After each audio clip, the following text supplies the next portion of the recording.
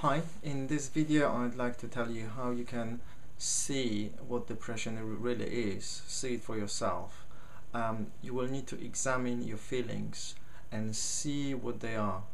It's not difficult, however it takes some time and effort. Let me tell you, in my case, when I decided to examine my feelings, the first time it took me around half a day before I felt that I really got to the bottom of the whole thing. So I spent half of my Saturday, I don't remember how many hours, it was 6 maybe, but it was a long time, and I was examining my feelings. I was feeling a little bit depressed, and believe me, staying for 6 hours with feelings of depression and looking at those things, it's a really tough job.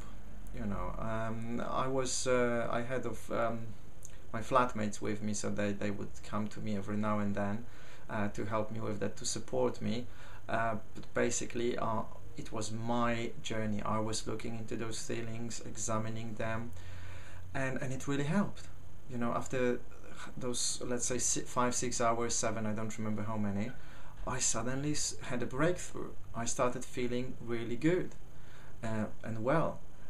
So the next day the depression came back, but this time I only spent half of the time that the day before, so maybe around 2-3 hours examining my feelings, looking into them, and again that was enough. I was fine. Then the next day again, half of the time, and then on the 4th or 5th day, I don't remember exactly, but it was maybe half an hour, and then it was just, you know, a few minutes. Now every time now I get anxiety, depression, fear of something, I just stay with it for a minute, 2, maybe 5 if it's something strong, and it's gone, or I'm fine with it, and life is absolutely great. And I want you to have the same ability to do it, but you need to do it for yourself. Now, how you do this? Well, as I said, you need to allocate yourself time. Half a day probably is a good idea for the first time. Find yourself an environment where you will feel safe and undisturbed. So turn off your phone, don't turn on your computer and its communicators, listen to some music, but make it a peaceful, quiet music. Again, get yourself maybe some friends to stay with you. However, the job is not to talk to you very much. It's time for you to examine your feelings, so you need to talk to yourself. So how that works? So you sit down or lie down in a comfortable position, and you look at your feelings with your eyes and with your mind. You can close your eyes, you can have your eyes open, and you look at feelings in your body and how you feel about them in your mind. So the purpose is simply to see that the feelings, whatever feelings you have, they are just your interpretation, and that there is a connection between how you feel in your mind and how you feel in your body. There is a connection, and you can change how you see things in your mind and how you feel in your body. And by changing those things, you can change how you feel about your life, and you can change that easily, just like this. And how you do that? I would recommend starting with realizing that everything is just perception. And one of the easiest ways is to ask yourself very simple questions. These can be very silly questions. Doesn't matter whether you ask silly questions or serious questions, but I would start with simple abstract questions. So for example, you have let's say your depression is mainly manifested in your body, in your chest area. So you look at that manifestation, that feelings of whatever there is, and you ask yourself, okay, this feeling here, how big is it? And you look at it with either your eyes closed or open, and you determine, okay, maybe it's this big. Okay, where exactly is it? Is it at the front of my chest, at the back, in the middle? Okay, then how heavy is it? So you decide how heavy it feels. Is it very heavy? Is it heavy inside and light outside, or the other way around? What shape does it have? Does it have a more or less uniform shape, or is it's got some weird shapes within your body? Yeah.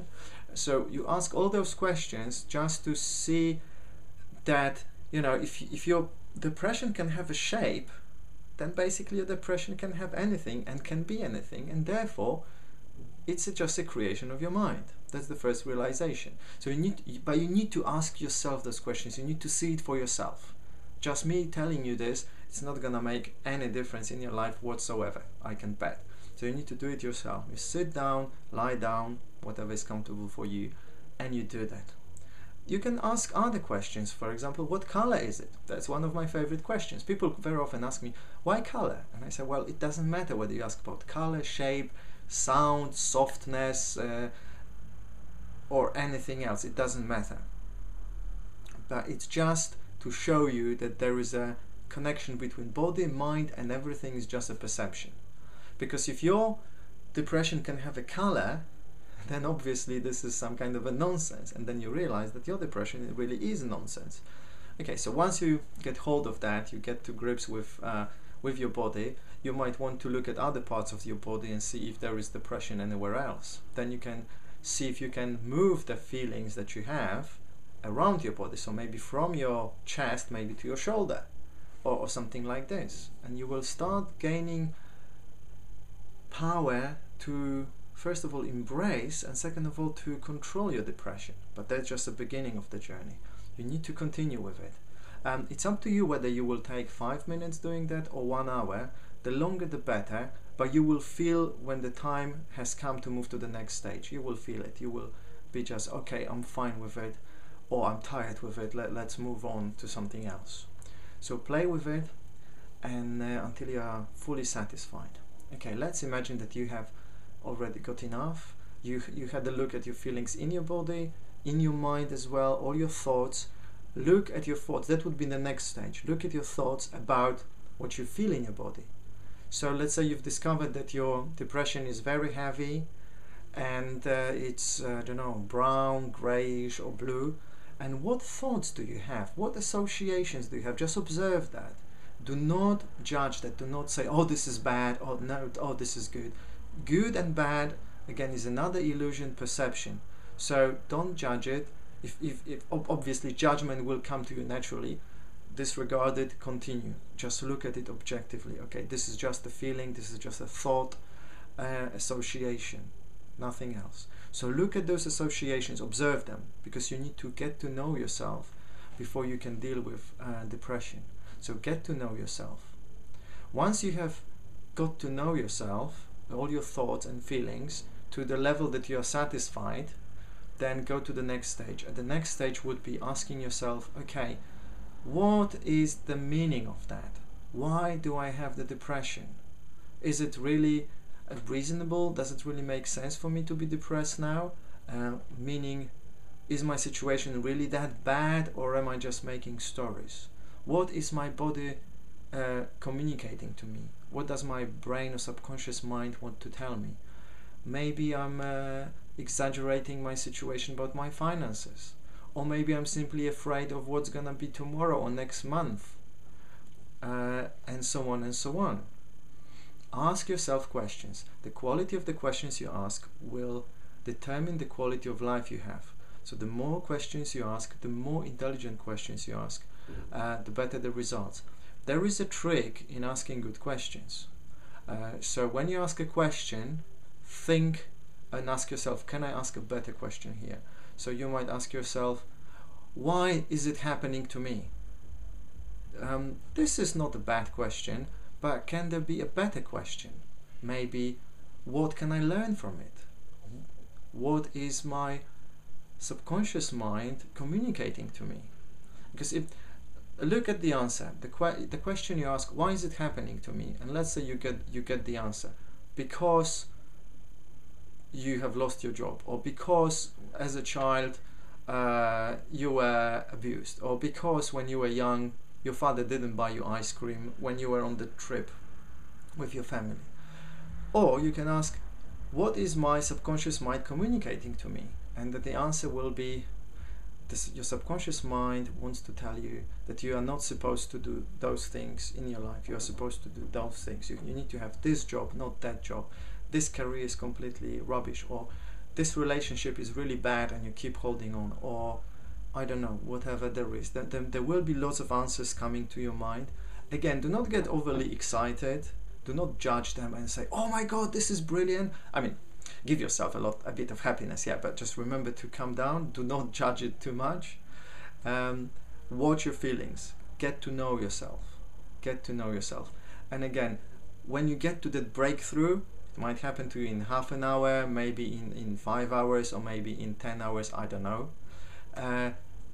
That will be enough, and resume the next day or whenever you are free. Now, this process, as I said, is a long process, and it requires a lot of effort. Do not give up.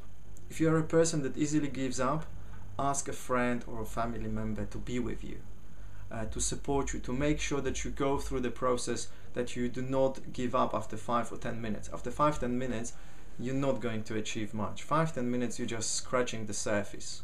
So you can keep scratching the surface all your life, or you can do it once and for all. Get rid of the depression.